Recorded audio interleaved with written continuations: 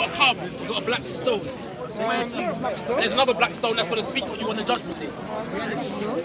Where is it? How old is it? When was it built? Right? And where did it come from? What's the age? What's the history of the Kaaba? Basically, that's my question. Sure. And what have you learned about from the history books? I can't speak. I can't hear you. What do you know about its history? Where do you get your information from? According to what I know, there's more than one of them. That's for sure. That's for sure. Yeah. Also, the one that you had is not the original one. That's what I know. So I need you to explain to me when the one you all go to worship and touch and kiss. When was it built? Why do you go there? And what's the history behind it? Sure. It's simple. Kaaba, it was rebuilt. So when was it built originally? Originally, according to Islamic traditions, what do you know? Because you seem to know something about it. Tell us. No, you said it was rebuilt, so I want to know when it was originally built. Right. Who built it, according to what you know, according to Islamic tradition? From what I hear, you've got a footprint there where Abraham and Ishmael there, and that's who built it. So I'm hearing that Adam built it. So where's Adam's footprint, if he was there? You want to see Adam's footprint? Yes. Okay. Well, that's what I was told. Okay. Yeah, Adam. So where's his footprint? Just 1 second. So you demand Adam's footprint? Yeah. If you have one of Ishmael and Abraham, slowly, must be one of Adam. Slowly. So the level of evidence you require is of this nature. Do you give the same kind of privilege to us to ask you of the same level of evidence for your belief system and for your practices? I'm not talking about my belief system. I asked the Muslim a question. The reason I say that, let me explain. When you have this level of evidence, demanding level of evidence, so it needs to be something fair on either side. Okay. So that means, I'm not Bob, I'm not Paperboy. Excuse me. I want the evidence. Excuse me. Can you keep your hands in your pocket? Because we're still in a COVID-19 situation, and as you can see, I'm still wearing a mask.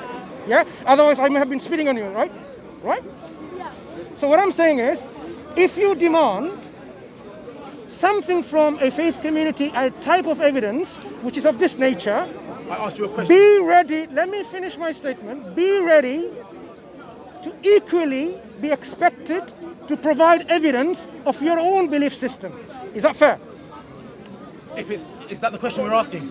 No. I know you're a Muslim and you're trying to go off topic and use taqiyya and all your fancy tricks and cartwheels. Listen. Come on, what's the question? I'm telling you. I asked you who built the Kaaba. Sure. When they built it, why are there more than one? This basic ground first of principles of debate. In this discussion of ours, as you are a gentleman, listen. In your question, so when you ask question, I want to answer. But I want to establish what you call the principles of engagement.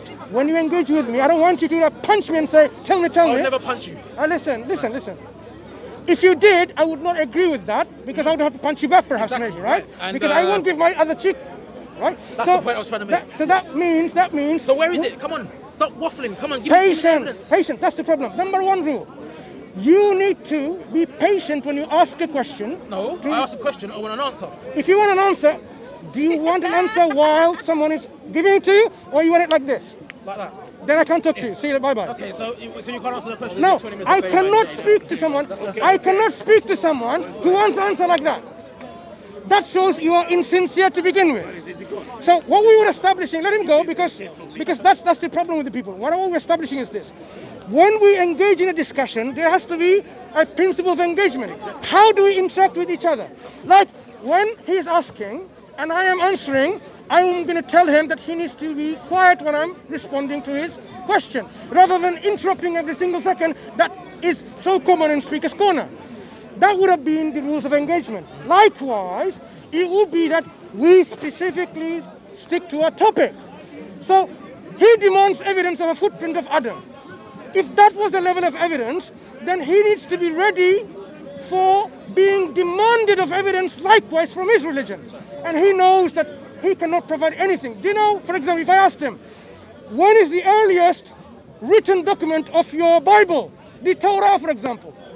1,000 years after when it was written. And that's acceptable? And he wants Adam's footprint. That is the level of hypocrisy that we experience in Speaker's Corner. Why did he disappear? Why did he disappear? Did I bite? Did I punch? Because that is what, do not, brothers and sisters, do not engage in discussions unless you establish the rules of engagement first. Yeah? Do that first. And you will see that discussion will not even take place. Because they know they can't discuss.